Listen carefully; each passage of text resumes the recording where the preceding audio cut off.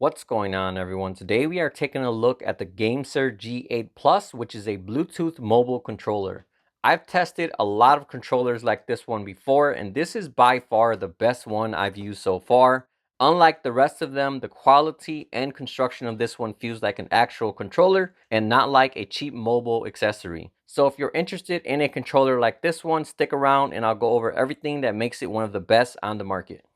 So taking a look inside the box, you have a sticker and the user manuals, a USB-A to USB-C charging cable, and then you also have a few extra thumbsticks as well, which I'll go over later on in this video as this controller is customizable. And then last but not least, you have the actual controller itself.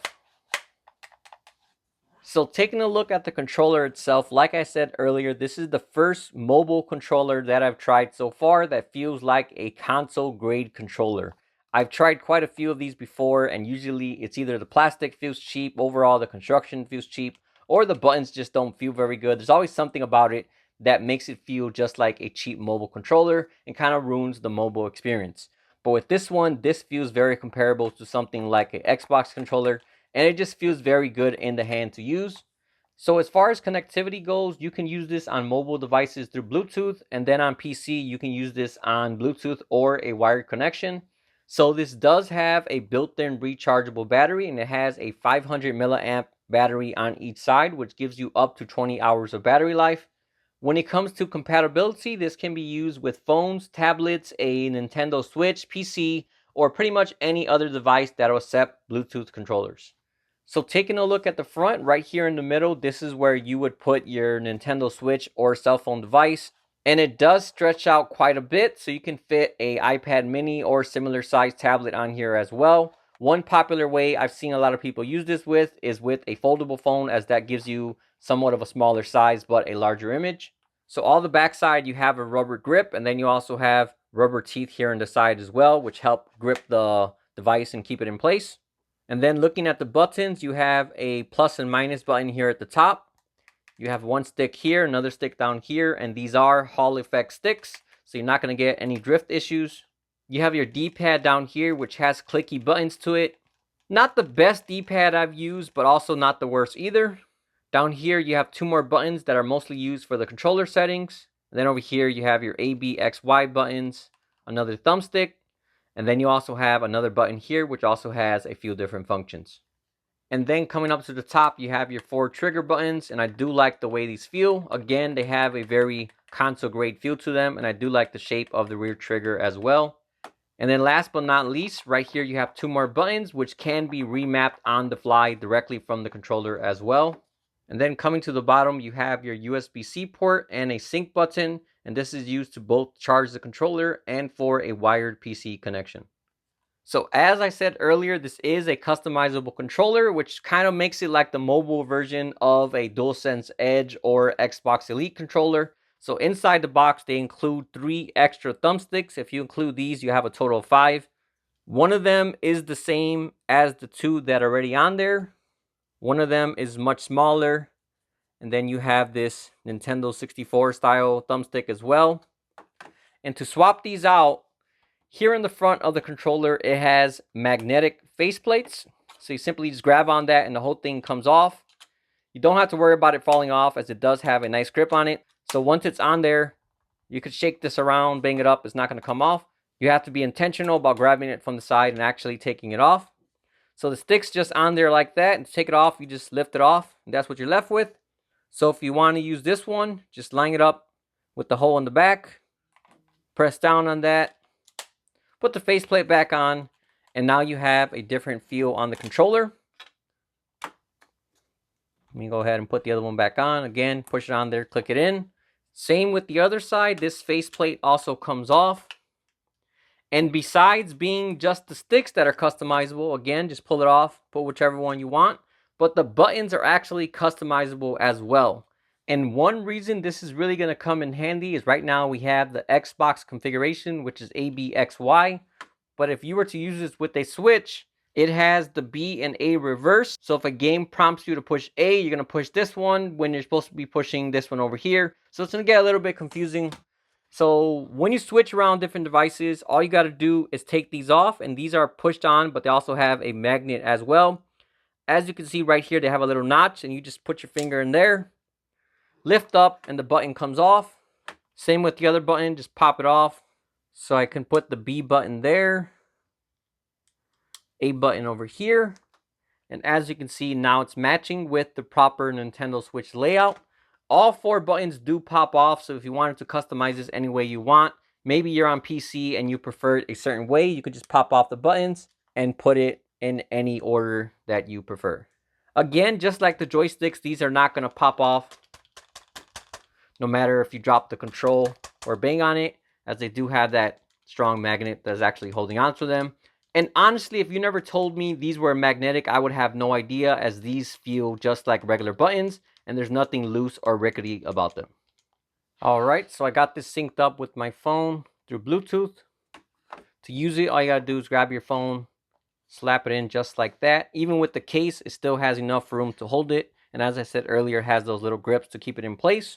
Yeah, in your hands, this definitely feels way, way better than any other mobile controllers. As I said, it just feels like an actual console experience. I definitely prefer this over the Switch. With the Switch, these are just so thin and flimsy. It's not bad to use it, but it's also not very comfortable. I feel like my thumbs are kind of squished against the thumbsticks.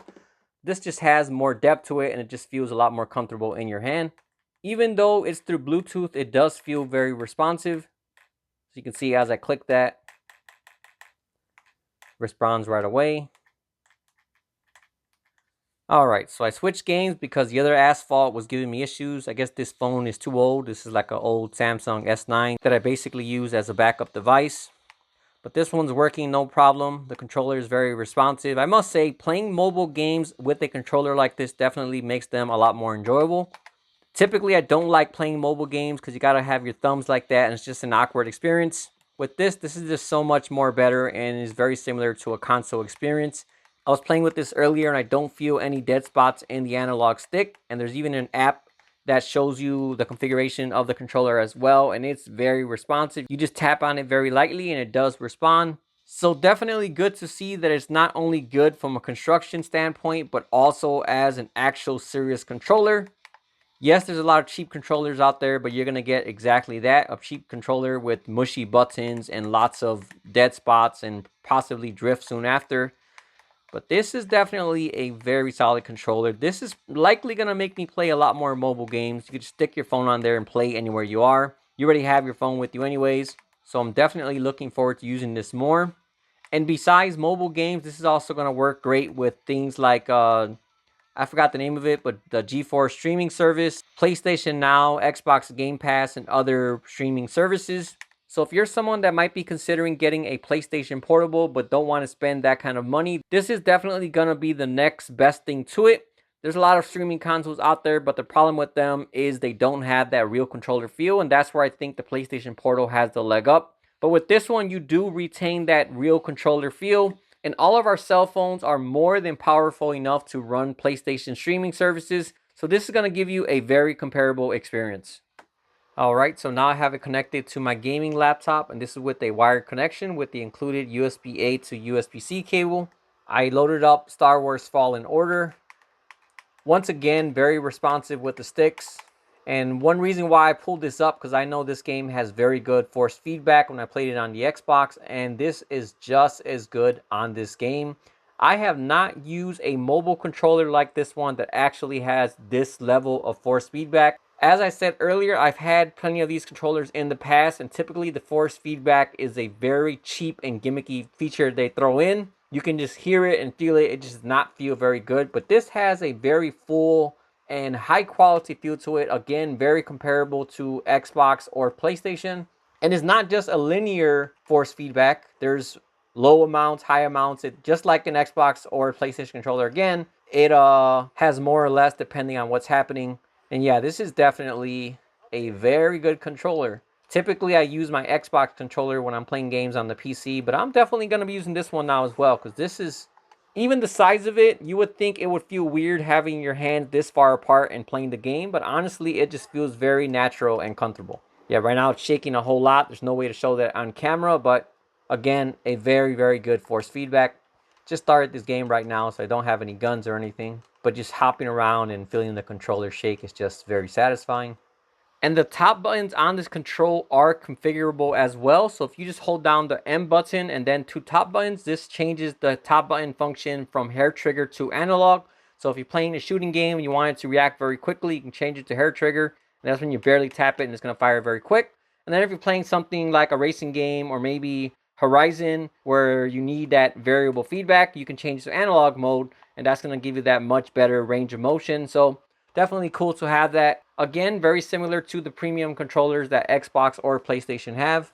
If you're on the PC, I recommend using it wired as you don't have to rely on the battery, and then you're also going to get the lowest latency possible. But if you'd like, you can also use it on the PC with Bluetooth as well. When I was using it on mobile, that was through Bluetooth and I didn't feel any lag, so you should be fine either ways. There's a bunch of shortcuts on the controller. I haven't learned them all yet, but right here, if you hold down M and push down and up, you can control the level of the force feedback. At the very highest setting, honestly, it's kind of ridiculous. It still feels good, don't get me wrong, but it's just too intense that I don't think I'll use it on that mode very much. I'll probably have it somewhere in the middle. And then same with the phone, there's also a bunch of shortcuts that you can use there as well. So if you do get this controller, definitely take a look at the manual, as that's going to make programming it and using your devices a lot easier. When I had this connected to the Android earlier, this also works as a home button. So if you click that, that'll bring you back to the home screen. And you can even navigate through the icons on your phone with the D-pad and buttons as well. So you don't even have to use the touchscreen if you don't want to. You can just do it right here from the controller. All right, so last but not least, now I have it connected to the Switch, and to sync it with the Switch, you simply go into the fine controller settings in the Switch like you would with a regular Switch controller.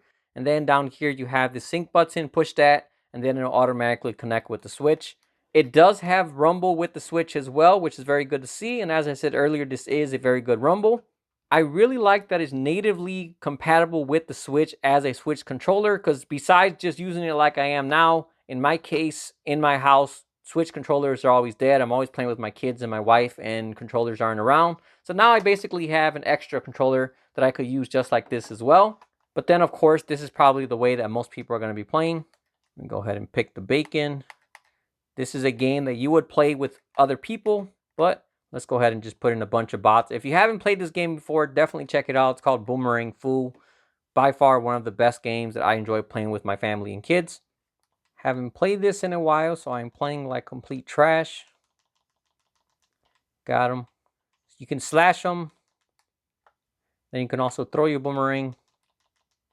And I got killed. But yeah, everything feels nice and responsive.